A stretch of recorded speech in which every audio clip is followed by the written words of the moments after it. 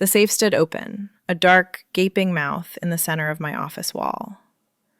It wasn't the cash that mattered. It was the black, leather-bound ledger that had vanished. Outside, the storm battered the reinforced glass of the Sterling Heights, turning the city into a blurred watercolor of gray and violent light. I didn't need to call security. I pulled up the internal feed myself. There, in the grain of the night vision camera, was a silhouette I knew better than my own.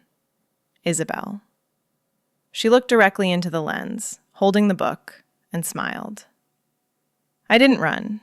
I walked. I took the master key and headed for the elevator. The hotel at 3 a.m. possesses a specific, heavy gravity. The corridors were empty, stretching out in long, silent lines of plush carpet and polished mahogany.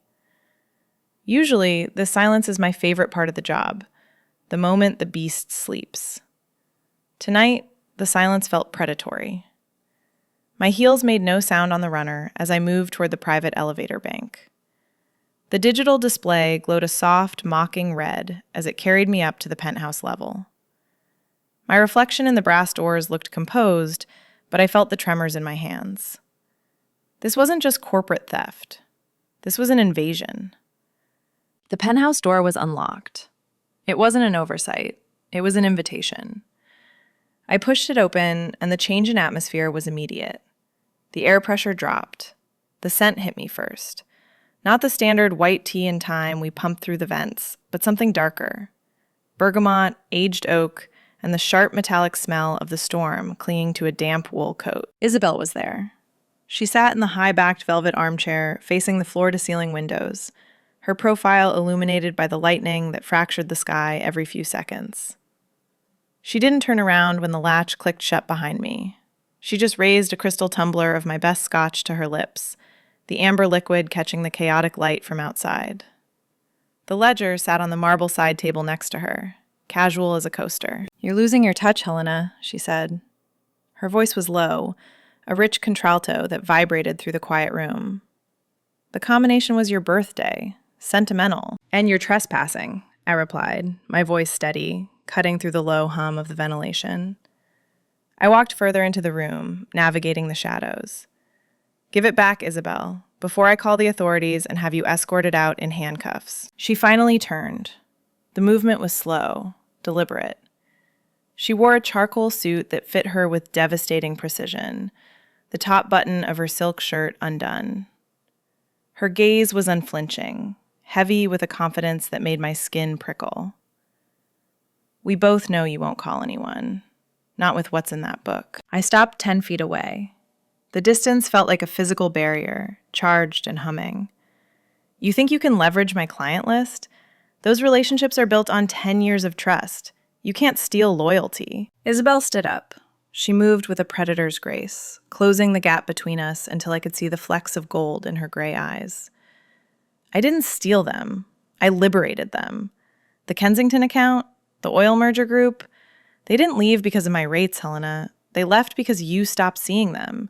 You buried yourself in the numbers and forgot the people." "I run a business," I snapped, the accusation landing closer to the bone than I wanted to admit. "I don't run a social club." "And that's why you're losing," she said. The storm outside intensified, rain lashing against the glass in sheets, isolating us in this glass box high above the city. The room felt suddenly smaller, the air thinning. "You treat everything like a transaction, even this." "This is a transaction," I said, eyeing the ledger. "You have my property. I want it back." "Then take it." She gestured to the table, but she didn't move out of my path. She stood there, a blockade of tailored wool and arrogance. "But if you take it, you admit that you're afraid that I can read between the lines of your precious ledger and see exactly where you're vulnerable." "I'm not vulnerable," I lied. The air between us thickened heavy with the weight of unsaid things and a rivalry that had long ago blurred the lines between hatred and obsession. "Everyone is vulnerable, Helena," she murmured, stepping closer, "especially in the dark. That ledger isn't just names, is it? It's the unauthorized discounts, the favors, the cracks in your perfect facade. If I wanted to destroy you, I wouldn't be sitting here drinking your scotch. I'd be sending PDFs to the board. Then why are you here? I demanded, my voice dropping. Because, she said, the word hanging in the charged air. I wanted to see if you still had enough fire left to come and get it yourself, Helena. I didn't give her the satisfaction of a retort. I simply reached past the crystal tumbler and the half-empty bottle of scotch, my fingers closing around the spine of the ledger. The leather was warm, absorbing the ambient heat of the room, or perhaps the heat of her hand that had held it moments before. It felt heavy, not with pages, but with the weight of the secrets it contained. I turned on my heel, clutching the book against my chest, and walked toward the door. I heard the soft, deliberate click of her heels following me. She didn't try to stop me, but she didn't stay behind either. I'll see you out, she said, the politeness in her voice laced with a razor-sharp edge. It's the least I can do after such hospitality. We reached the private elevator bank in silence. I pressed the call button with more force than necessary. The doors slid open with a smooth, expensive hush, revealing the interior of the cab, a small, intimate box of polished brass, mirrors, and dark mahogany. It was designed for privacy, for the comfort of solitary VIPs, not for two women whose professional animosity had enough voltage to power the grid. I stepped in. Isabel followed, turning to face the front just as the doors slid shut, sealing us in. The space immediately felt too small. The air recycling system hummed, a low white noise that did nothing to mask the sound of our breathing or the rustle of her wool coat as she shifted her weight. I watched our reflections in the brass doors. We stood shoulder to shoulder, two distinct silhouettes of tailored ambition. She was slightly taller, her posture relaxed in a way that infuriated me. I was rigid, every muscle coiled tight. The elevator began its descent, a smooth glide that usually calmed me. But then, the storm made its presence known. A violent crack of thunder shook the shaft, vibrating through the floor beneath my feet. The lights flickered, once, twice, and then the smooth descent turned into a sickening lurch. The car ground to a halt. The main lighting died, plunging us into absolute darkness for a heartbeat before the emergency system kicked in. A low, red glow bathed the cabin. It wasn't the harsh white of the hallway. It was the dim, sultry light of a developing room, turning the mahogany to black and casting deep shadows across Isabel's face. The hum of the ventilation cut out, leaving a ringing silence that felt heavy and suffocating. Perfect, Isabel murmured, her voice sounding too loud in the sudden quiet. She looked up at the ceiling, the red light catching the curve of her throat. I always said your infrastructure was aging, Helena. You spend too much on the facade and not enough on the bones. It's a city-wide surge, I countered, though my voice lacked its usual authority. The heat was already rising. Without the ventilation, the small space was rapidly becoming a kiln. The backup generators will kick in within 60 seconds. 60 seconds is a long time in the dark, she said, turning her head to look at me. In the red glow, her eyes looked almost black, unreadable and intense. She didn't look worried. She looked amused. You hate this, don't you? Not the dark, the lack of control.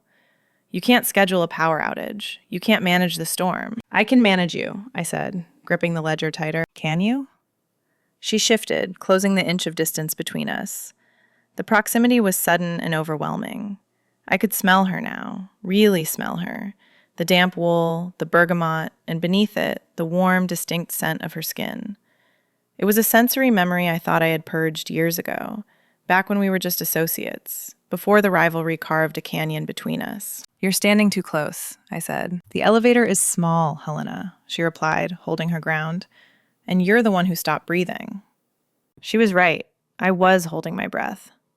The air had thickened, charged with a static that made the hair on my arms stand up. It wasn't just anger anymore. The anger was there, sharp and familiar, but it was being crowded out by something heavier, something that pulled at the center of my chest. She reached out, her hand hovering near the emergency panel, but her eyes never left mine. You remember the conference in Zurich? She asked softly. The elevator at the Ritz? We were stuck for 20 minutes. It was 10, I corrected, my throat dry. It felt like hours, she said. Her gaze dropped to my mouth, lingering there with a weight that felt like a physical touch. We didn't hate each other then. We were competitors then too, I said, but the protest was weak. We were hungry, she corrected, just like we are now. The red light flickered again, casting dancing shadows over her features. The heat in the car was stifling, pressing against my suit, making my skin flush. I should have pushed her away. I should have retreated to the corner of the cab. But I stayed rooted to the spot, paralyzed by the terrifying realization that I didn't want the lights to come back on.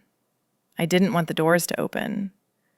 In this suspended red twilight, the rules of our war didn't seem to apply. There was only the heat, the silence, and the woman who knew exactly how to dismantle me. The 60 seconds of grace the emergency system promised evaporated into the stale, heated silence of the cab. The generator hadn't kicked in. We were suspended in the red dark, the air growing thinner with every shallow breath. "We can't wait," Isabel said, her voice stripping the panic from the situation with a clinical, terrifying calm. "If we stay, we cook." She was right. The temperature was rising, turning the velvet-lined box into a kiln. We had to force the doors. It was an undignified struggle, a friction of silk against brass, fingernails digging into rubber seals. When the metal finally groaned and gave way, it didn't reveal a lobby or a suite. It revealed the raw, concrete throat of the service level, 3 feet above the cabin floor. We had to climb. I went first, tossing the ledger onto the dusty concrete before hauling myself up. My skirt was too tight for this. The movement was a scramble, not an ascent. But when I turned to help Isabel, she was already moving, vaulting up with a fluid strength that made my mouth go dry. We stood in the service corridor. The transition was violent. We had left the world of deep pile carpets and soft lighting and entered the utilitarian skeleton of the building. Here, the walls were unpainted cinder block, scarred by scuffs from laundry carts. The air smelled of industrial bleach, damp linen, and the ozone tang of high-voltage machinery.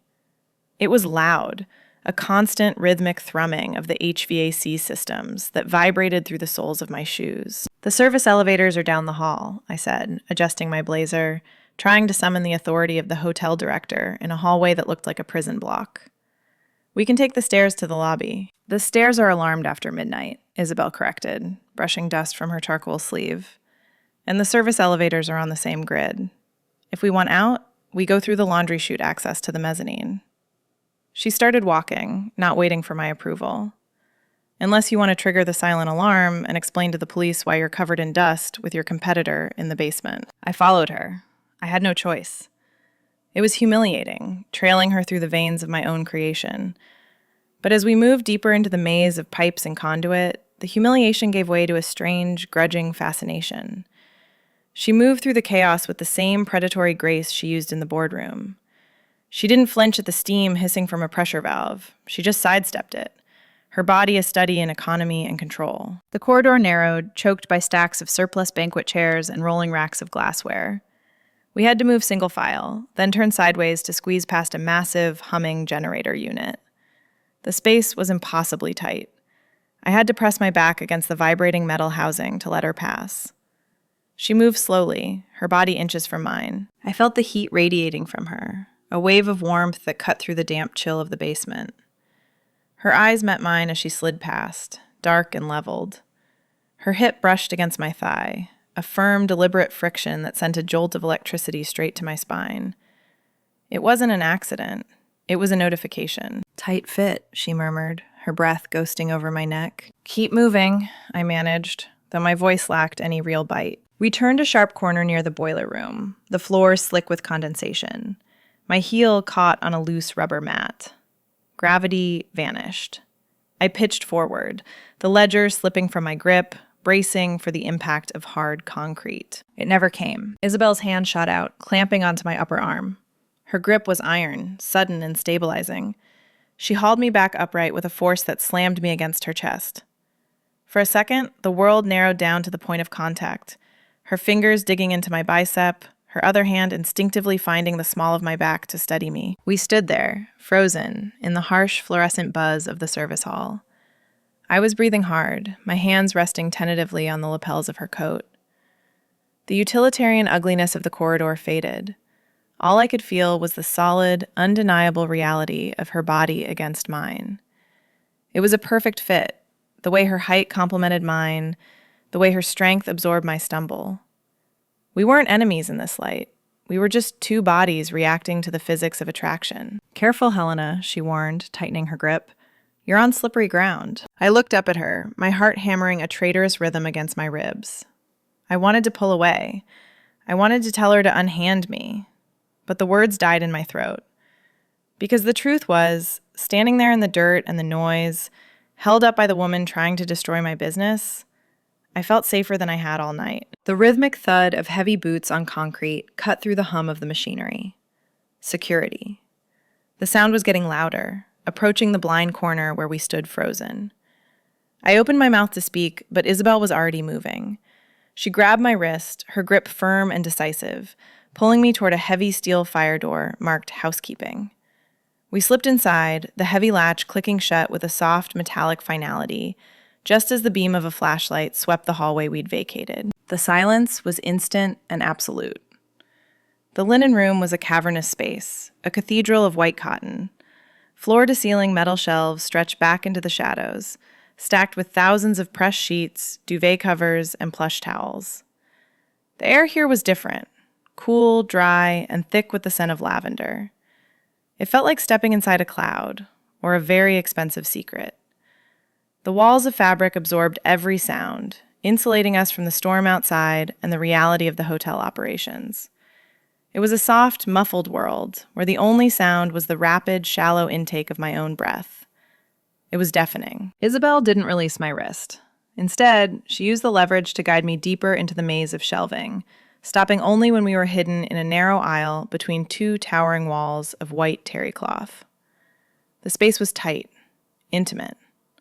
The harsh red light of the elevator was gone, replaced by the dim, filtered amber of the security lighting that cast long, soft shadows across her face.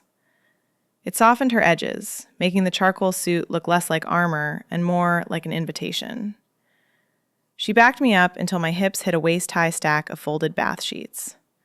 It was a soft trap, yielding but firm. She stepped into my personal space until her thighs brushed against mine. The contact was electric, searing through the fabric of our trousers. "Safe," she breathed, the word barely disturbing the stillness. "For now," I replied, clutching the ledger against my chest like a ridiculous shield. "You're enjoying this." "I'm enjoying the view," she countered, her gaze dropping to my mouth. "You look less managed, Helena. A little dust on the blazer, a little panic in the eyes. It suits you." "You stole my clients," I accused, though the words lacked their usual venom in this soft, scented room. "I didn't steal them," she corrected gently. "They walked away. Do you know what the CEO of Kensington told me? He said he missed the fire. He said you used to run this hotel like a lover you were fighting to keep. Now, you run it like a spreadsheet you're trying to balance. You polish the soul right out of it." Her words hit harder than the stumble in the hallway. They were a precise surgical strike at the insecurity I buried under quarterly reports. "I made this place efficient," I defended, though my voice trembled. "You made it sterile," she murmured, her hand moving up to graze the underside of my jaw. "I took the ledger because I wanted to see if the woman who used to throw wine in my face was still in there. I wanted to wake you up. You committed a felony to get my attention? I've sent emails, I've sent champagne. Stealing your secrets seemed like the only way to get a private audience." The realization washed over me, heavy and intoxicating. The rivalry, the headlines, the poaching. It wasn't war. It was the world's most aggressive courtship. She wasn't trying to destroy my empire. She was trying to break into the fortress I'd built. She wasn't here for the names in the book. She was here for me. And standing there, surrounded by the scent of lavender and the heat of her body, I realized I was done reinforcing the walls. The ledger felt heavy in my arms, a dead weight of numbers that suddenly didn't matter. The only thing that mattered was the woman standing inches away, the woman who had dragged me into the dark to remind me what it felt like to be alive. The silence wasn't empty anymore. It was waiting. The transition from the linen room to the mezzanine felt like surfacing from deep water. We stepped out of the service door and into the hushed, expensive silence of the private bar. The air here was different, cool, conditioned, and smelling faintly of old leather and polish. It was my territory, usually reserved for closing deals with oil tycoons and royalty. But tonight, it felt like a stage set for a play I hadn't rehearsed. I moved behind the heavy mahogany bar immediately. It was a defensive maneuver. I needed the physical barrier of the wood between us, a barrier to replace the distance she was erasing. I needed a task for my hands, which were trembling with a fine, persistent vibration that had nothing to do with the cold. I reached for the crystal decanter of single malt, the glass heavy and cool against my palm. The sound of ice clinking into the tumblers was sharp, a distinct percussion in the quiet room. Isabel didn't approach the bar. She moved to a low, intimate table near the railing, sinking into a velvet armchair with a sigh that sounded dangerously like satisfaction. She watched me pour. Her gaze was physical, a weight on my skin as I measured out the amber liquid. "You pour with the same rigidity you use to negotiate," she observed, her voice low and teasing. "Precise, measured, never a drop spilled." "Precision avoids mess," I replied, carrying the glasses over. I set hers down, the crystal ringing softly against the marble top, and sat opposite her. The table was small. Our knees were inches apart, a proximity that felt more dangerous here in the open than it had in the dark closet. "Mess is where the life is, Helena," she said, picking up her glass. The amber liquid caught the low light, glowing like a trapped ember. "You treat your business like a sterile lab. That merger you blocked last year, the one with the boutique chain, you killed it because their books were chaotic." "I killed it because they were a liability," I countered, taking a long, burning sip of the whiskey. The heat bloomed in my chest, loosening the knot of tension between my shoulder blades. "No," she corrected, leaning forward. The leather of her chair creaked, a sound that felt incredibly loud in the silence. "You killed it because they had passion, and that terrified you. You saw a company run on emotion and instinct, and you crushed it because it reminded you of what you used to be. Before you decided that being the Ice Queen was a safer career path." I stared at her. The alcohol was stripping away the layers of corporate politeness, leaving my nerves exposed. "I am not an ice queen. I am a professional. You're a vault," she observed. "And I'm the only one with the combination." She reached across the table.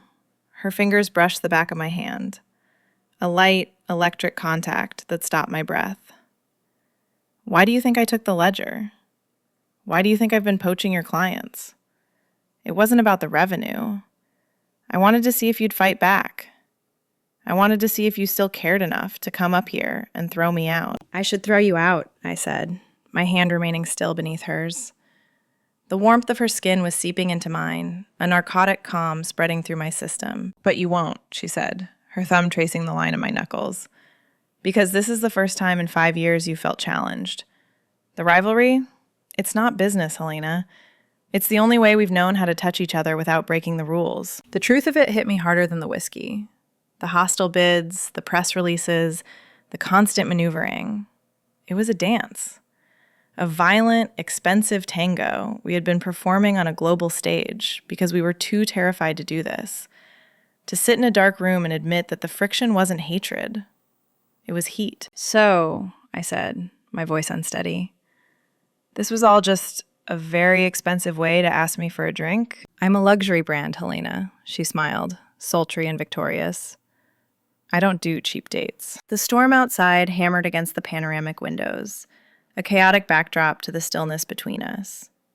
The whiskey warmed my throat, blurring the sharp edges of my defenses until the only thing in focus was her eyes. Isabel set her glass down. The sound was a sharp punctuation mark against the marble. She stood up, turning her back on the warmth, on the whiskey, on the safe, negotiated truce we had just established. She walked toward the terrace doors. The wall of glass shuddered under the assault of the gale-force winds battering the penthouse. She didn't hesitate. She unlocked the latch and slid the heavy pane open. The world exploded inward. The roar of the wind was instantaneous and deafening, a physical blow that scattered the cocktail napkins and sent a shiver through the stagnant air of the bar. Rain, cold and violent, lashed against the parquet floor. Isabel stepped out into the chaos. I should have stayed. I should have sat there, finished my drink, and waited for her to realize that getting pneumonia wasn't a power move. But the pull was visceral. It was a tether dragging me out of my comfortable, climate-controlled cage. I stood up, legs heavy, and followed her into the storm. The transition was brutal. The moment I crossed the threshold, the temperature plummeted 20 degrees. The wind tore at my clothes, whipping my hair across my face in wet, stinging lashes. The rain wasn't a drizzle. It was a deluge, a vertical ocean soaking through my blazer and silk blouse in seconds, plastering the fabric to my skin. It was shocking, uncomfortable, and utterly exhilarating. Isabel was standing at the railing, looking out over the edge of the world. She didn't look like a CEO. She looked like a storm deity. Her hair slicked back, her face turned up to the deluge. The water ran down her neck, soaking the collar of her shirt, but she didn't shiver. She looked anchored in the chaos. I moved to stand right beside her, gripping the cold steel railing to steady myself against the gusts. Below us, the city was gone. The familiar grid of lights and traffic was smeared into an impressionist painting of gray and blurred neon. We were the only two people awake in the universe, suspended in a gray void. "You're ruining your suit!" I shouted over the wind, the practical words tasting foolish. Isabel laughed. It wasn't a polite boardroom chuckle. It was a raw, throaty sound, almost lost in the thunder. She turned to face me, water dripping from her eyelashes. "It's just wool, Helena. It dries. Everything dries." "Why are we out here?" I demanded, wiping the rain from my eyes. "To prove a point?" "To prove you can still feel something," she yelled back, leaning in close. The wind forced us into an intimacy we couldn't escape. To hear her, I had to watch her lips move. "Look at you. You're wet, you're cold, you're shivering. You're finally reacting to the environment instead of trying to curate it." "I react plenty," I snapped, hugging my arms around my chest to preserve warmth. "No," she challenged, stepping closer until the toes of her soaked boots touched mine. "You manage. You mitigate. You treat your life like a hotel lobby. Everything polished, everyone smiling, no messes allowed. But look at this." She gestured wildly to the storm. "You can't manage this. The ledger won't fix this. The board can't vote on the rain." "I know that." "Do you?" She grabbed my lapels, her hands cold and wet, pulling me toward her. The sudden contact sent a jolt of heat through me that had nothing to do with the weather. "Then let go, Helena. Stop trying to win the conversation. Stop trying to protect a reputation that doesn't keep you warm at night." "I'm not trying to win," I said, though the wind snatched the words away. "You are," she insisted, her face inches from mine. Her eyes were dark, dilated, searching mine with a terrifying intensity. "You're holding on to that anger because it's the only thing you think is real. You think if you let go of the rivalry, you'll disappear. But you won't. You'll just be here, with me." The truth of it sliced through me, sharper than the cold. I was exhausted. Standing there, soaked to the bone, shivering violently, looking at the woman who had been my enemy for a decade, the fight simply drained out of me. "I'm tired, Isabel," I admitted, my voice breaking. "I am so tired of fighting you." "I know," she softened, her thumbs brushing the rain from my cheekbones. "So stop fighting." We retreated. It wasn't a strategic withdrawal. It was a surrender to the basic human need for shelter. I pulled the heavy glass door shut, sealing out the roar of the wind and the chaotic violence of the rain. The silence that rushed back into the room was immediate and jarring, ringing in my ears like the aftermath of an explosion. We stood there, on the parquet floor of the mezzanine, dripping water onto the expensive wood, shivering uncontrollably as the adrenaline began to drain away, leaving only the damp, bone-deep chill of the storm. "Upstairs," I managed, my teeth chattering. "The master bath has heated floors." Isabel didn't argue.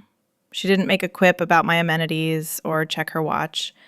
She just nodded, her dark hair plastered to her skull, stripping away the volume and the carefully styled armor she wore to board meetings.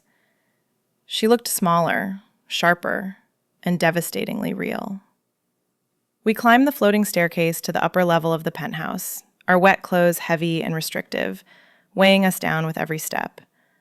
The sound of our soaked shoes squishing against the treads was undignified, a domestic, messy noise that had no place in the polished world we usually inhabited. I led her into the master bathroom, a sanctuary of white marble and gold fixtures that I usually treated with the same detached appreciation as a museum exhibit. Tonight, it was a lifeline. I twisted the dial for the radiant heating, and the floor began to warm almost instantly. I pulled a stack of thick Egyptian cotton towels from the warming rack. They were hot against my frozen hands, a simple, tactile comfort that felt like a revelation. I turned to Isabel. She was standing in the center of the room, shivering, her arms wrapped around her waist. The water from her suit pooled around her boots, dark and spreading on the pristine white stone. I held out a towel. It was such a simple gesture. In any other context, it would have been mundane, a host offering a guest a courtesy. But here, in the quiet of the night, with the history of our war hanging in the air, it felt incredibly intimate. It was an offering of care. It was an admission that I didn't want her to be cold. "Here," I offered. She took it, her fingers brushing mine. Her skin was ice cold, but the friction sent a spark of heat straight up my arm. She didn't start scrubbing her hair or drying her face immediately. She just held the warm cotton against her chest, closing her eyes for a second as she absorbed the heat. When she opened them, the guard was down. "Thank you," she said, her voice rough. I took another towel for myself, pressing the hot fabric to my face, inhaling the scent of lavender and steam. I began to dry my hair, the movement slow and heavy. Across the room, Isabel did the same. I watched her. I couldn't help it. I watched the way she tilted her head to dry the line of her neck, exposing the pale, vulnerable skin of her throat. I watched a single droplet of rainwater trace a path from her wet hair, down her temple, over the sharp angle of her jaw, and vanish beneath the collar of her soaked silk shirt. It was mesmerizing. It was the most erotic thing I had ever seen. She caught me staring. She lowered the towel, her hair now a chaotic, damp halo around her face. Her gaze was unflinching, mapping my reaction with a predatory grace that made my breath hitch. She wasn't looking at me like a competitor anymore. She was looking at me like I was the only source of heat in a freezing world. "You're staring, Helena," she murmured. But there was no bite in it. "I'm observing," I corrected, my voice barely audible. "And what's the assessment?" "That you're a mess," I said, stepping closer, drawn in by a gravity I was too tired to fight. "We're both a mess," she countered, dropping her towel to the floor. It landed with a soft, heavy thud. We walked back out into the bedroom. The ledger was still there, sitting on the console table where I had left it hours ago. The black leather cover was dry, the secrets inside safe and untouched. I looked at it, and I felt absolutely nothing. It was just a book. It was just a list of names and numbers that couldn't hold a candle to the electricity crackling in the room. I walked right past it. I didn't check it. I didn't secure it. I left it there, forgotten and irrelevant. A relic of a war that had ended the moment we stepped out of the rain. The atmosphere in the room changed. It wasn't the sharp, cold tension of the boardroom anymore. It was heavy, thick, and suffocatingly hot. It was the weight of years of suppressed desire finally being allowed to breathe. We stood in the center of the room, damp and shivering, but burning up from the inside out. The distance between us was shrinking, not because we were moving, but because the air itself seemed to be pulling us together. The distance between us was measured in inches, but it felt like a canyon we had spent a decade shouting across. The silence broke. I broke it. I didn't say a word. Words had been our weapons for too long, sharp little daggers wrapped in corporate letterhead. I was done with weapons. I took the final step. My hand rose, almost of its own volition, and my fingers brushed the damp hair away from her temple. She leaned into the touch, her eyes fluttering shut, a soft, ragged exhale escaping her lips that sounded like a surrender. It was the permission I didn't know I needed. I closed the gap. When my mouth found hers, it wasn't tentative. It wasn't a question. It was a collision. It was the sudden, violent release of 10 years of pressure. The kiss tasted of the storm, cold rain, the lingering smoke of the scotch, and the sharp electric shock of mint. But mostly, it tasted like relief. It was the unparalleled satisfaction of finally solving a complex equation that had kept me awake for nights. Her reaction was instantaneous. Her hands, cold and wet, framed my face, holding me there with a desperation that mirrored my own. She made a sound, low in her throat, a vibration I felt against my own lips, and the last of my control evaporated. I gripped her waist, my fingers digging into the damp wool of her trousers, pulling her flesh against me. The sensation of our wet clothes pressing together should have been uncomfortable. Instead, it was maddeningly erotic. The friction of the heavy fabric, the heat of our bodies radiating through the layers, the damp silk of my shirt clinging to my skin. It was a sensory overload that grounded me in the absolute present. We stumbled back, not breaking the kiss, until the edge of the bed hit the back of my knees. We didn't fall. We sank.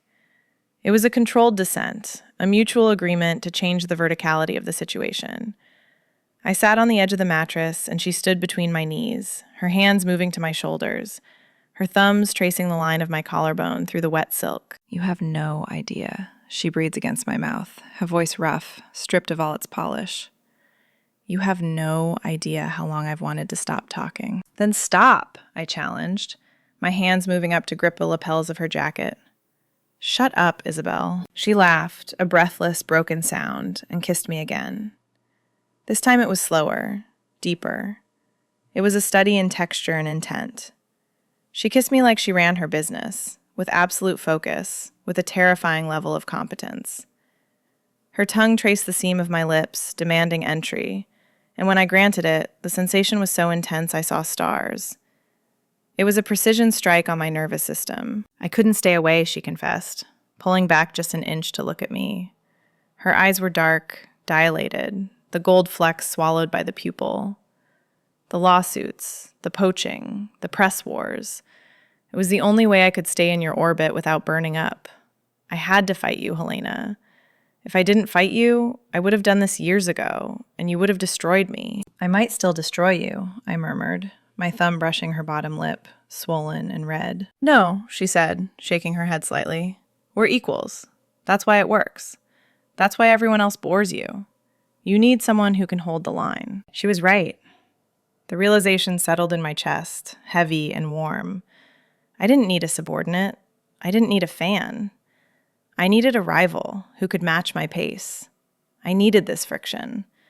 The competition hadn't been an obstacle. It had been the foreplay. I pulled her jacket off her shoulders. The heavy, wet wool slid down her arms, hitting the floor with a dull thud. She shivered, but not from the cold. I ran my hands down her sides, mapping the curve of her waist, the tension in her muscles. She felt solid, real. The negotiation is over, I decided, unbuttoning the cuffs of her shirt. My fingers were steady now. The tremors were gone, replaced by a singular, driving purpose. Is it? She asked, her breath hitching as I pressed a kiss to the hollow of her throat, tasting the salt of the rain and the sweetness of her skin. Yes, I said against her neck. We have a deal. She gripped my hair, pulling my head back so she could look at me one last time before the rest of the world faded away completely. Then seal it, she commanded. And I did. The storm raged outside, battering the glass, trying to get in, but it didn't matter. We were the only thing that mattered, a tangle of wet limbs and whispered names. Two women who had finally realized that the only way to win was to surrender. The storm had scrubbed the sky down to a raw, bruised purple by the time I opened my eyes. The silence in the penthouse was absolute. But it wasn't the heavy, predatory quiet of the night before. It was soft, filtered through the sheer curtains. The quiet of aftermath. I reached across the expanse of the mattress, my hand seeking the heat I knew should be there. But the sheets were cool. Panic flared for a heartbeat, a sharp, cold spike of adrenaline that cut through the morning haze. Had it been a strategy? The long con? Seduce the director, wait for her to fall asleep, and vanish with the ledger? I sat up, the silk sheets pooling at my waist, my heart hammering a frantic rhythm against my ribs. But then the scent hit me. Not the ozone of the storm or the stale air of a crime scene, but the rich, dark aroma of roasted coffee. I found Isabel on the terrace. The glass doors were open again, letting in the crisp, clean air of the morning. She was leaning against the railing, barefoot on the cold stone, wearing her wrinkled silk shirt with the sleeves rolled up. She held 2 mugs, steam rising in lazy spirals into the morning light. She didn't look like the ruthless competitor who had broken into my office. She looked like a woman who had finally decided to stop running. "You're up," she said, not turning around. She sensed me. The connection between us was still a live wire, humming under the skin. "You made coffee," I replied, tightening the belt of my robe as I stepped out into the chill. "I didn't think you knew how to operate anything that didn't have a touchscreen." I improvised. She turned then, her face relaxed, the tension around her eyes smoothed away by the night. She handed me a mug.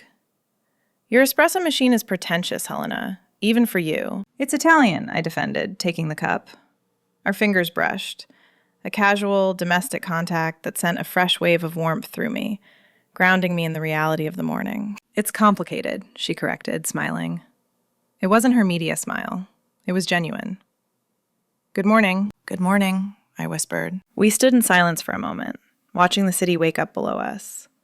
The traffic was a distant hum, the violence of the storm just a memory in the puddles on the street. The ledger, she said suddenly, her voice dropping. It's on the table. I know, I said. I think we're past the point of petty theft. And I think you realize the names inside aren't what you really wanted. She walked past me, back into the room.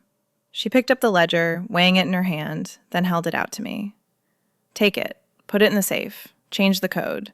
Something other than your birthday, please. It's embarrassing. I took the book. It felt just like a book now. The heavy, terrifying weight of the secrets inside had evaporated. What about the clients, the merger? Keep them, she shrugged, picking up her stiff, dried charcoal jacket. I don't want your clients, Helena. I have plenty of my own. Besides, I think I'd rather spend my energy poaching the director than her guest list. Is that what this is? I asked, following her. A hostile takeover? A merger, she corrected, slipping her arms into the jacket. She turned to me, her expression intense. But not the companies. Sterling and my brand, they stay separate. I need the competition. I need to crush your Q4 revenue, or I'll get bored. I laughed, a sound that felt loose and easy. You won't beat my Q4 numbers. Watch me, she teased, stepping close to straighten my collar. But the rest? The nights, the silence? That we merge. I realized then that the binary choice I had lived by, power or intimacy, was a lie. I had spent a decade building this empire, thinking it had to be a solitary confinement. But looking at her, buttoning her jacket, preparing to go back to her own tower, I saw the flaw in my architecture. The walls were strong enough to hold us both. Dinner, I said. Tonight. Your place, she nodded, leaning in. I want to see if you can cook. I order excellent takeout. Perfect. She kissed me, brief but searing with promise. Don't be late. I'm never late, I smiled. I'm precise. She left. The door clicked shut, sealing the silence back in. I walked to the safe and placed the ledger inside, locking away the names and numbers. But the room didn't feel empty. It felt charged, waiting. I touched my lips, feeling the ghost of her coffee-flavored kiss. The ledger was safe, but my world had been irrevocably breached. The rivalry wasn't over, but the war was. If you want to see how the next negotiation unfolds, subscribe.